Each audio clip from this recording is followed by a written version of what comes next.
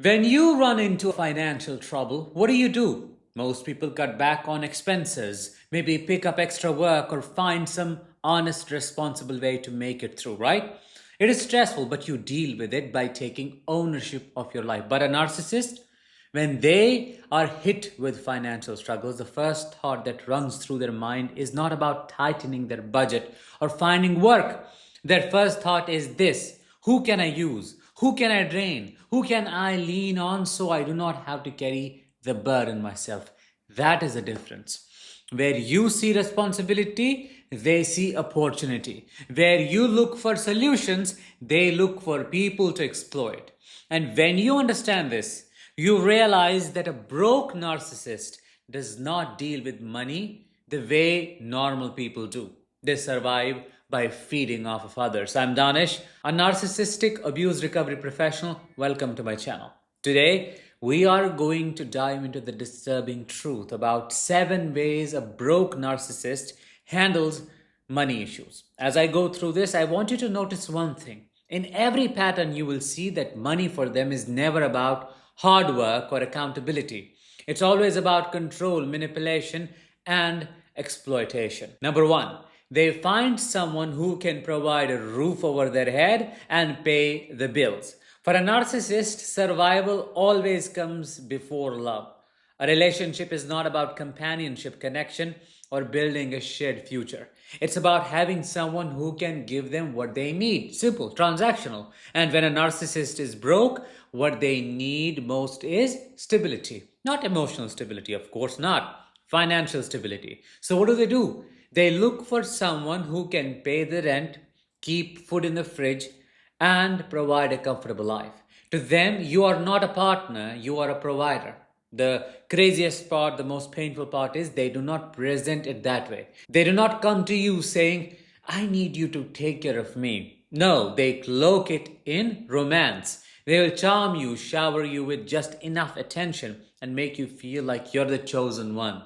But underneath the smiles and the affection, love bombing, their calculation is simple. You give me what I don't have, and I will give you attention. The moment, though, you stop providing that roof, the moment you stop paying those bills, what happens? The mask slips. That love that felt so deep suddenly vanishes because the lifeline has been cut. Which brings us to number 2.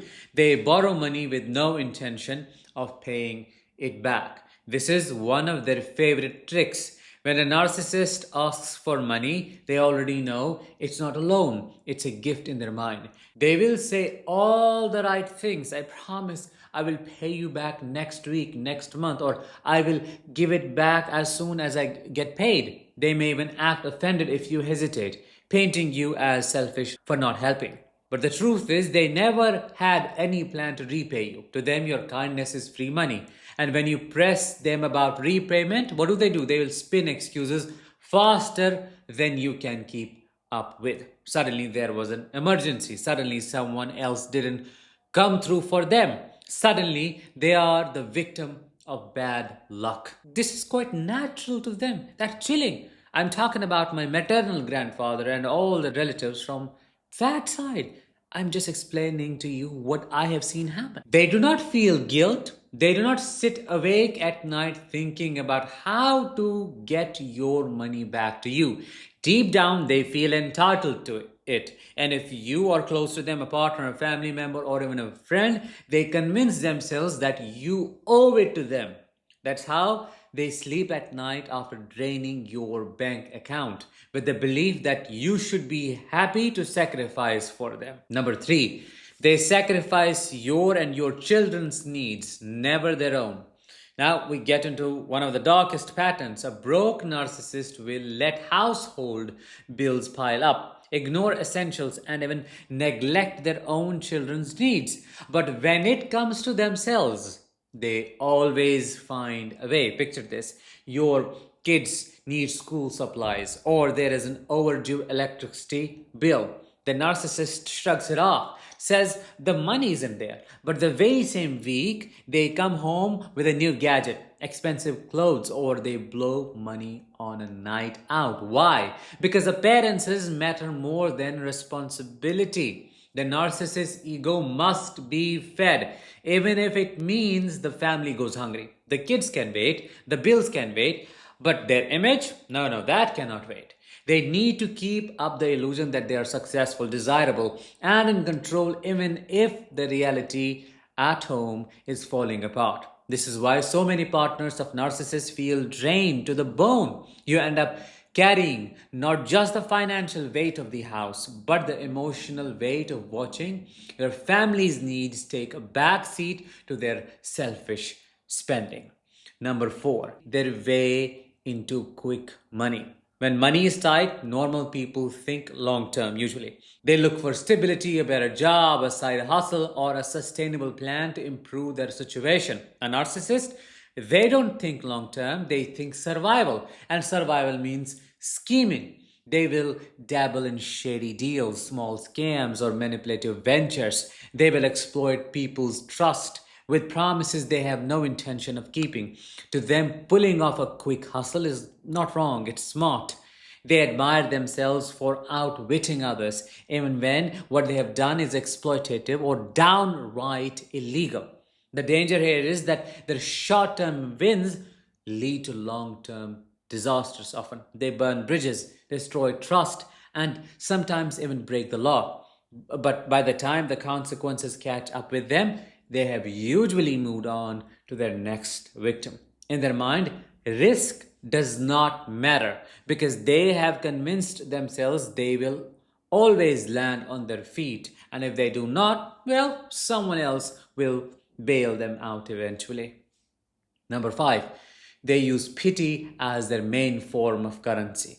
When everything else fails, they fall back on the most powerful weapon they know, pity. A broke narcissist knows that most people cannot stand to watch someone suffer.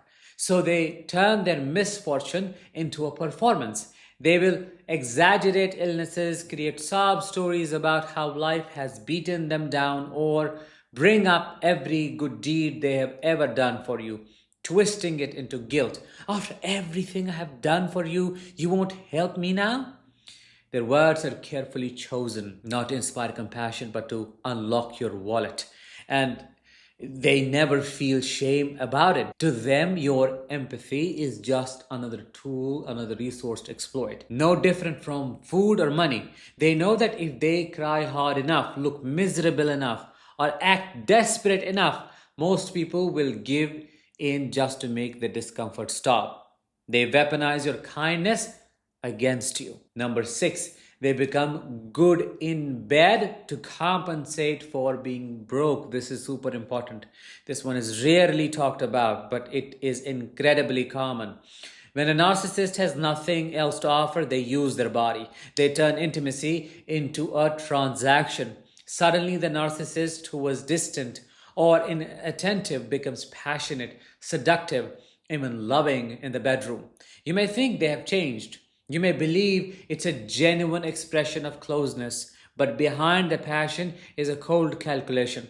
As long as they keep you hooked physically, you will overlook the money problems. They know that if they can give you pleasure, if they can make you feel desired, then you are less likely to demand a repayment, less likely to call them out, and more likely to keep supporting them financially. That is the strategy. And while you are left confused, wondering if intimacy means they care for them, it's nothing more than survival currency. Finally, when all other tricks fail, the broke narcissist reinvents themselves as a visionary. They will suddenly talk about their big dreams, a big business venture, a project, an investment scheme that could change everything. They talk with such conviction, such charm that you believe them. They will paint the picture of a better future, not just for themselves, but for you, your kids, convincing you that this time it's worth the risk. All they need is a little financial support, just a small investment to get started. But here is the reality. Once the money is in their hands, the dream disappears. The project stalls, the business never gets off the ground, and the excuses pile up. It was never about the vision. It was about securing resources. And while you are left with regret and financial loss, they are already moving on to the next illusion they can sell to somebody else. That's their life.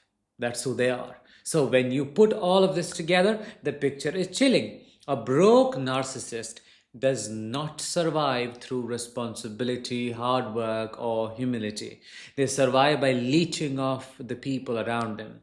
They drain their partners, manipulate their families, and exploit the kindness of anyone who crosses their path. The most unbelievable part is if you are the one supporting them, you will never get recognition for your sacrifices. To them, you are not a partner, not a savior, not even a friend.